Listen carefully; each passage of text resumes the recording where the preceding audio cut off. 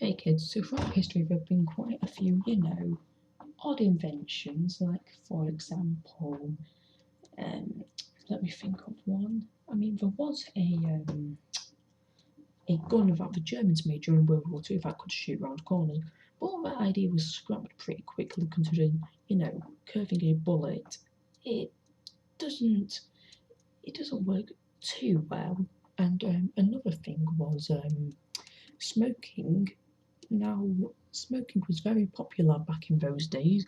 It still is today, but not as popular considering people have started to realise that it kills people and all that. But anyway, what happened was they started making stuff like, say, smoking where you can smoke with another person, smoking where you can smoke underwater. Actually, what's more important than oxygen? Nicotine. And then gets to the real odd stuff like the Bob Semple tank. Now, this was made by New Zealand's Minister of Works, Bob Semple, during World War II, and it was originally, meant to be military hardware for available materials. The tank was built from corrugated iron on a tractor base, however, and it sported, from what I can see, around 4 to 6 light machine guns as their ammo and firepower. Their crew would have around 6 to 8 people on it. Now, this wasn't your regular tank. Oh no, this was a very, very, very odd tank. Now here, I'll put up a picture of it. Now, as you can probably already tell, it's not exactly the most well-made tank, although it may look it. Now, that armour on it, that's actually just like the stuff you'd see on scavenged houses. Literally, basically no protection. The guns, yes, a lot of mobility, but at what cost? The most it could probably do is puncture through some body armour, maybe not even that, considering, it's only got a few light machine guns on it. Now, after this, however, it gets onto the battlefield in New Zealand, and boy, it did not do much.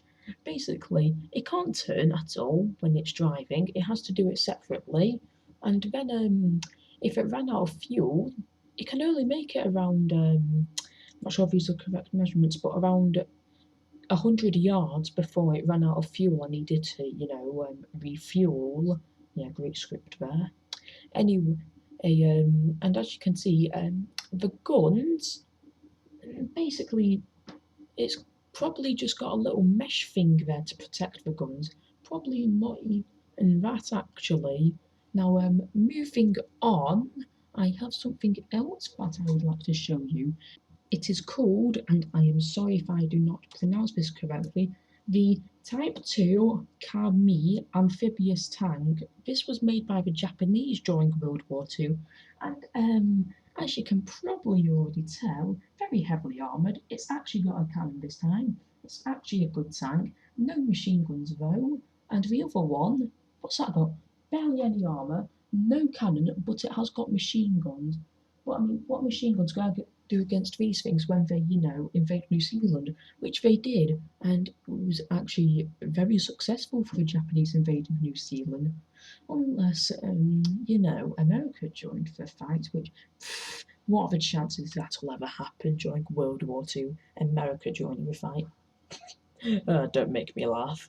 But yeah, anyway, these things were a force to be reckoned with. Just imagine the New Zealand tank, but it's actually, good. Oh, would you look at that? That's all the time we've got for today. Anyway, sorry about this video. It took so long to come out. I literally did it in about half an hour. Yeah, that's how long these things take. I am really sorry. But I mean, it does, it takes, for what I do, a lot of effort. Anyway, I will see you all in the next video. And oh, what's that? I remembered. Kids, remember, here, eat glue.